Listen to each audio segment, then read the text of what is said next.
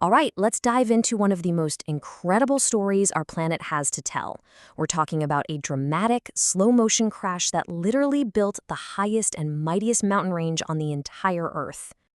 You ever see a picture of a truly massive mountain and just think, how on earth did that get there? Well, that's the exact question we're going to tackle today. We're going to uncover the secret recipe for building the world's tallest peaks. So, our adventure kicks off with the stars of our show, the mighty Himalayan mountains. This is a place with soaring peaks, deep valleys, and a story so powerful it actually shattered and reshaped the Earth's crust. Check out this number, 8,849 meters. That's over 29,000 feet. That's the height of Mount Everest, the world's highest peak. To give you some perspective, that's like stacking more than 20 Empire State Buildings on top of each other. A true giant, literally reaching for the sky. Okay, get ready for this, because it's a real mind-bender. The rock at the very top of the world's tallest mountain? Yeah, that was once sitting at the bottom of a deep sea. How is that even possible, right? Well, stick around, that's the mystery we're here to solve. To crack this mountain mystery, we need to hop in a time machine. We're going to set the dial way, way back, over 200 million years ago, to a time when the world looked, well, nothing like it does today. Now, before we go any further, there's one big rule you gotta know for this story to make sense. Plate tectonics. The easiest way to think about it is that the ground we're standing on isn't one solid piece. Nope. It's broken up into these huge puzzle pieces, or plates, and they're always very slowly drifting around on the hot, kind of gooey rock deep inside the Earth. So if we go back far enough in time, all those puzzle pieces weren't scattered all over the globe like they are now. They were all connected, locked together, forming one gigantic landmass, a supercontinent scientists have named Pangaea. Every great story needs its characters, and ours are two of these giant puzzle pieces. So first up, meet the Eurasian plate. You can think of it as the big, steady landmass that covers most of Europe and Asia. It's just kind of hanging out, minding its own business. And now for our hero. Way, way down south was the much smaller Indian plate.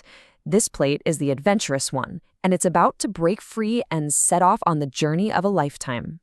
So our little Indian plate is ready for an adventure. It breaks away from its neighbors, Australia and Antarctica, and starts this epic voyage north, right across a massive ancient ocean.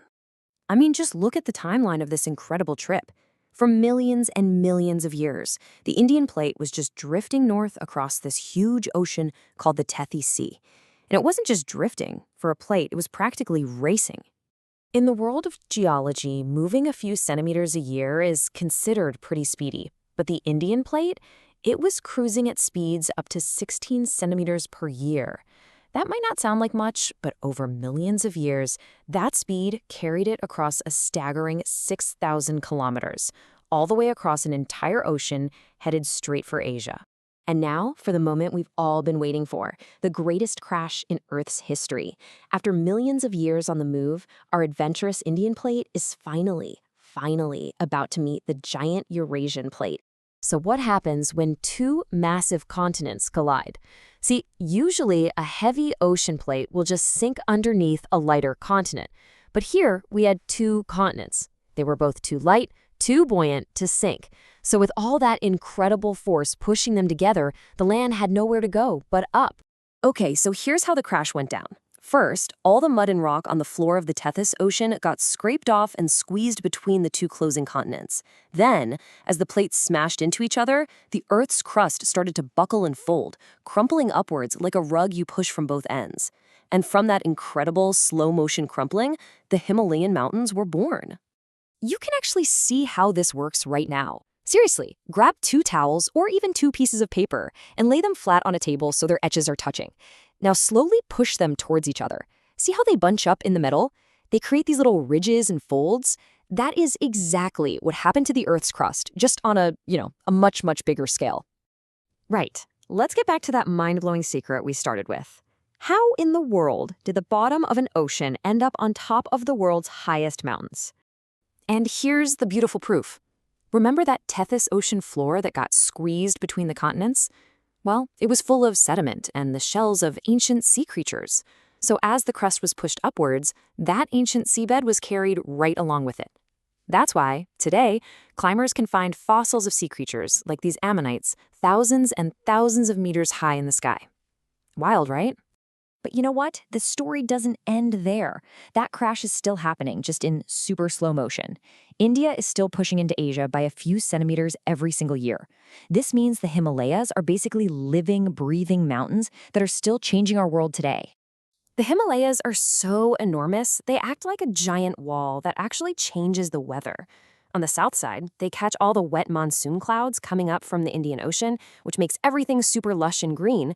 But this wall blocks the rain from getting to the other side, leaving the Tibetan Plateau to the north cold and really, really dry. They call it a rain shadow. Of course, living in the shadow of these giants isn't always easy. Because those plates are still pushing and grinding against each other, the whole region gets powerful earthquakes. And the steep, unstable slopes are also prone to huge landslides. And melting glaciers can create really dangerous, sudden floods for everyone living below. Whew, that was an amazing story and a lot of information. So let's just boil it all down to the 5 key things you really need to remember from all this.